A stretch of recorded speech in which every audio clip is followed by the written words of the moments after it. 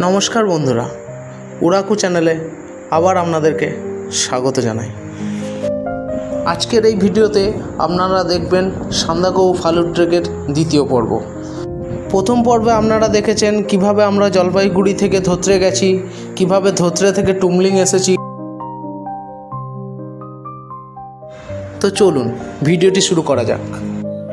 আজকে আমরা টুমলিং থেকে কালীপোখরি যাব।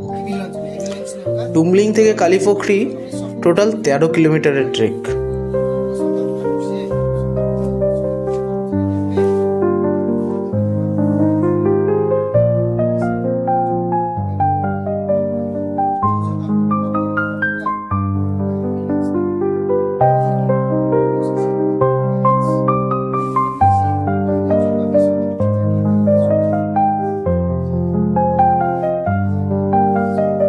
আজকে লাঞ্চ কোথায় হবে?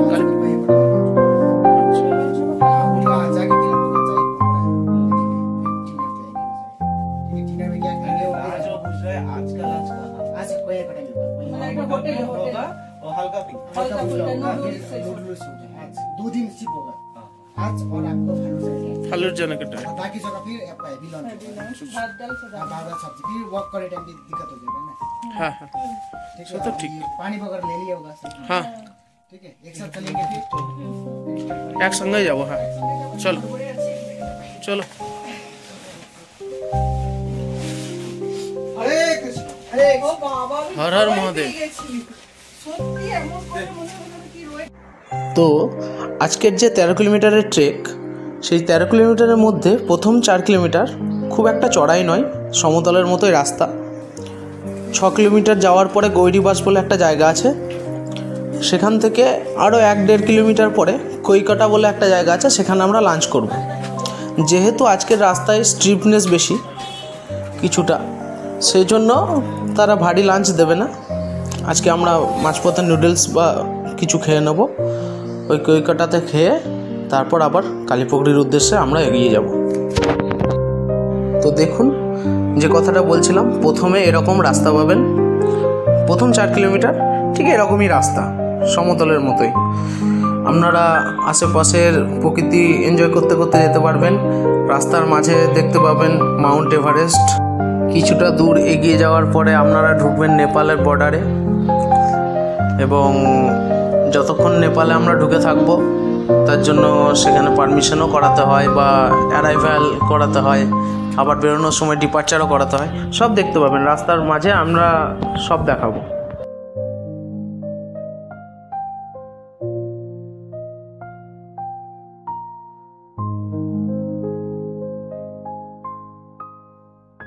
পথে যেতে দেখা মিলল এভারেস্টের, সেই স্বপ্নের এভারেস্ট।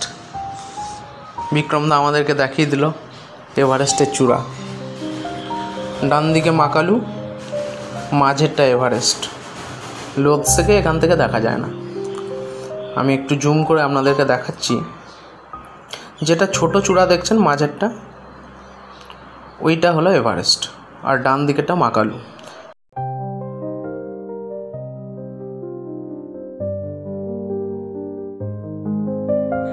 ঠিক এইভাবেই প্রাকৃতিক দৃশ্য এনজয় করতে করতে আপনারা এগিয়ে যাবেন।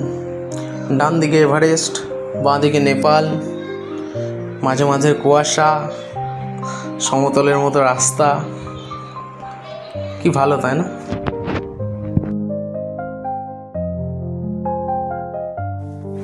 আমরা এবার পৌঁছে গেছি নেপালের এন্ট্রি পয়েন্টে, যেটার কথা আমি আগে বলছিলাম, যে নেপালে ঢোকার আগে এন্ট্রি পয়েন্টে সাইন করে তবে আমাদেরকে ঢুকতে দেওয়া হবে।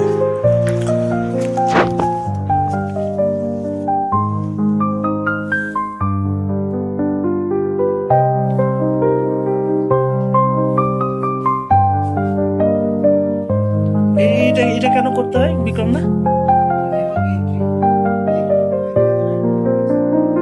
আচ্ছা আচ্ছা। আর কিন্তু বেরোনোরটা তো থাকছে না, আমরা যে বেরোচ্ছি বেরোনোর সময় না, আমরা তো এইদিকে যাচ্ছি, এন্ট্রি নিচ্ছি, আর বেরোনো আউট আউট ওখানে হবে। আচ্ছা আচ্ছা, এটা কিসের নাম? सिग्नेचर बाकी ये मेरा गाइड का सिग्नेचर तो गाइड का नाम है, आपका नाम लिख दूं?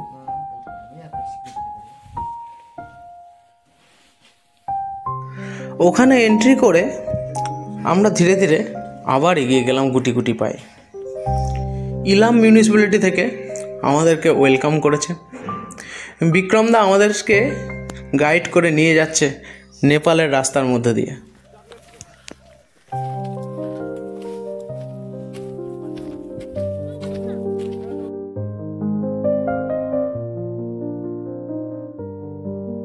মোটামুটি 2 কিলোমিটার রাস্তা অতিক্রম করে আমরা এখন পৌঁছে গেছি জৌবাড়ি, নেপালে। এই জৌবাড়ি থেকে ডান দিকের রাস্তাটা চলে যাচ্ছে গৈরিবাসের দিকে। জৌগ্রাম থেকে ডান দিকের রাস্তাটা ধরে আমরা এগোতে থাকলাম। বিক্রমদার সাথে যেতে যেতে কিছুটা নেপালি ভাষা শেখার চেষ্টা করলাম। নেপালিতে তাহলে কেমন আছো কি বলবে? কষ্ট আছো? আচ্ছা, ভালো আছি। আমরা সব হ্যাঁ, আমরা সব একদম ঠিকঠাক। তোমার নাম কি? না না, ওটা নেপালিতে কি বলবে জিজ্ঞাসা?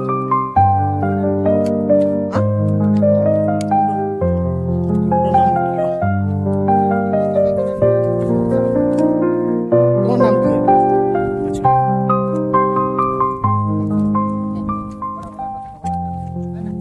I love you. হ্যাঁ, এটা আমি জানতাম। মতি মিলিয়ে মায়া করছো, এটা আমি জানি। নেপালিতে বলে মতি মিলিয়ে মায়া করছো। হ্যাঁ, এবার যদি ঘুরিয়ে বলে যে আমিও তোমাকে ভালোবাসি, তখন কি বলবে?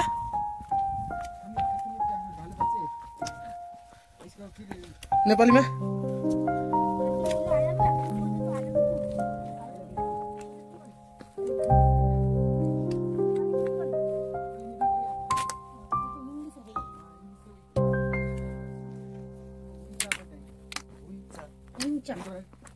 उंचा मन ठीक है।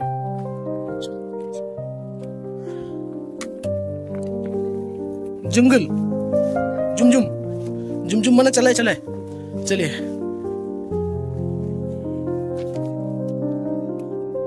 जल्दी जल्दी को छिटो छिटो छिटो छिटो छिटो और धीरे धीरे विस्तारी विस्तारी। एगुलो नेपाली तो? अच्छा अच्छा।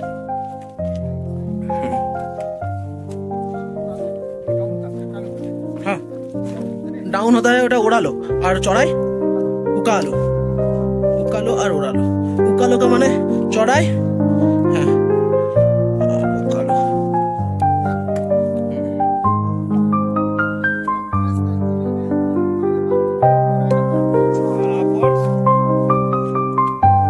উড়ালো বাটো ছো आप বিস্তারে বিস্তারে।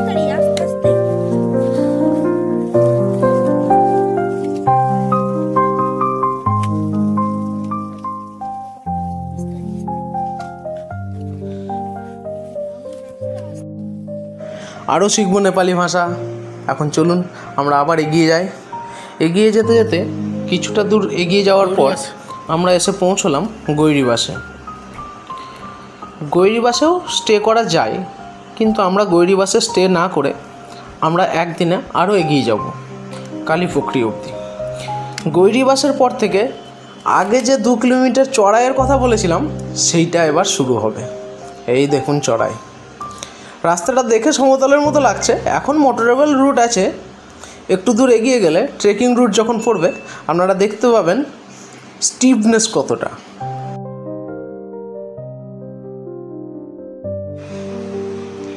ওই দেখুন সৈকত আর রবি আসছে। ভীষণ স্টিপ, ভীষণ স্টিপ। খুব ভালোভাবে ফিজিক্যাল অ্যাক্টিভিটি করে আসবেন। এবার আমরা ট্রেকিং রুটটা নিচ্ছি। বাঁ দিকে চলে গেল মোটরেবল রুট, ডান দিকে আমরা ট্রেকিং রুট নিচ্ছি। কিন্তু পুরো রাস্তাটাই একবার মোটরেবল রুট একবার ট্রেকিং রুট। আসলে আমরা মোটরেবল রুটের যে ক্রসগুলো আছে সেইগুলো কেটে কেটে ট্রেকিং রুটে যাচ্ছি। এই দেখুন রাস্তাগুলো দেখুন। রাস্তা এমনি ভালো, বাট অনেকটা উঁচু, অনেকটা চড়াই। রেস্ট নিচ্ছে সৈকত, আর পিয়ালি রেড পান্ডা খুঁজছে।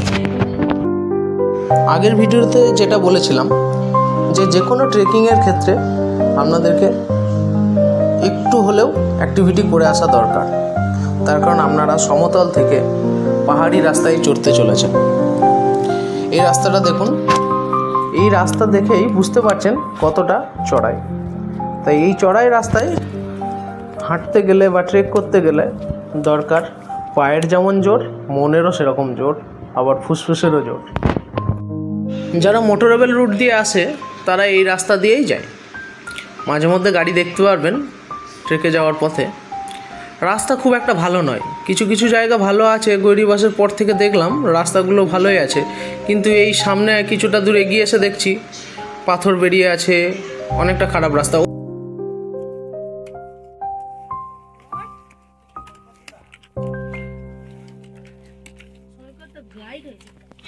দেখতে দেখতে রাস্তায় একটা মাইলস্টোন পেলাম, সান্দাকফু আর 10 কিলোমিটার, মানে কালীপুখরি আর 4 কিলোমিটার। কালীপুখরি থেকে সান্দাকফুর দূরত্ব 6 কিলোমিটার। তাই মনে মনে একটু আশ্বস্ত হলাম যে আর মাত্র 4 কিলোমিটার। আমরা এসে পৌঁছলাম কৈকাটাতে। কৈকাটাতে লাঞ্চ করার কথা ছিল, তাই আমরা এখানে এখন লাঞ্চ করব, সেই সাথে রেস্টও একটু নিয়ে নেব। বিক্রমদা আমাদের আগে এসে সব কিছু আগে থেকে অ্যারেঞ্জ করে রাখতো, এইসব লাঞ্চের ব্যাপার বা হোটেলের ব্যাপার। এই দেখুন, যেমন এইখানে বিক্রমদা কিন্তু আগে পৌঁছে গেছে, এসে লাঞ্চের জন্য ব্যবস্থা করে রেখেছে। আমরা আসা মাত্রই যাতে এসে আমরা খেতে পাই। এখানে এসে দেখলাম হোটেল মালিকের বাচ্চাটা। আমরা ট্রেকিং রুটে চড়াই দেখলেই মুয়ে করতাম, তো সেই ডায়লগটাই ওকে শোনানো হচ্ছে। আর ও তো আমাদের ভাষা বোঝে না বাংলা, কিন্তু ও কিন্তু আলটিমেটলি মুয়ে করেছে আমাদের সাথে। একবার বল মুয়ে। হালকা লাঞ্চ করে আবার আমরা এগিয়ে চললাম। এগিয়ে মাঝপথে আবার একটু রেস্ট নিতে আবার হাঁটতে ধীরে ধীরে পৌঁছে যাচ্ছি কালীপুখরির কাছাকাছি।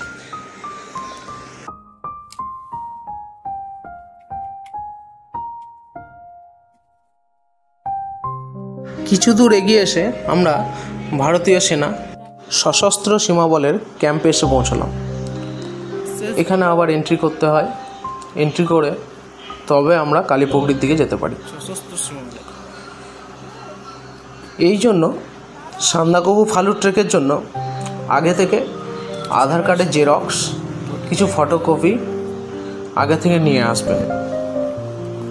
যদিও আপনি ট্রেকে আসার আগে গাইড দাদা, সেটা বিক্রমদা হোক বা অন্য কোনো গাইড হোক, তারা আগে থেকে আপনাকে স্পষ্ট জানিয়ে দেবেন যে এই ডকুমেন্টগুলো নিতে হবে।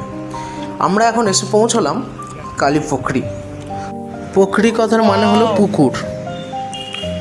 এইটা হলো সেই কালীপুখরি, যার নামে এই গ্রামটার নাম হয়েছে কালীপুখরি।